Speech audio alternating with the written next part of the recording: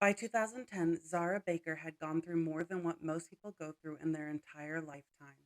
She had survived bone cancer that resulted in the lower part of one of her legs being amputated and impacted her hearing to the point where she needed hearing aids. But moving to the United States to be with her new stepmother would prove more deadly than the cancer she had survived. Zara's father, Adam, met Elisa Fairchild online on an IMVU website and they hit it off, marrying shortly after they met in person. They then decided it would be best if they moved to Elisa's home state of North Carolina. In 2008, they made the move and settled into Hickory, North Carolina. Soon after the move, Elisa began abusing Zara. It started out with verbal and psychological abuse and then eventually escalated to physical abuse. Neighbors and teachers began to notice that Zara was constantly covered in bruises, and Elisa would blame them all on falls as a result of her prosthetic leg. Her teachers started asking questions, and two of them even visited the Baker residence after Zara came to school with a black eye.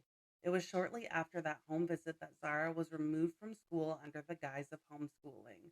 CPS visited the Baker's home on multiple occasions, but nothing seemed to be done, despite Elisa having been previously investigated by the Department of Social Services regarding allegations of abuse involving her biological children. On October 9th, 2010, Adam called 911 to report Zara missing. By 1 p.m. on October 10th, a search and rescue dog gave a positive alert for the presence of human remains in or on two of the vehicles present at the Baker's residence. Police searched for Zara in the neighbors' outbuildings, sheds, and nearby woods with no sign of her.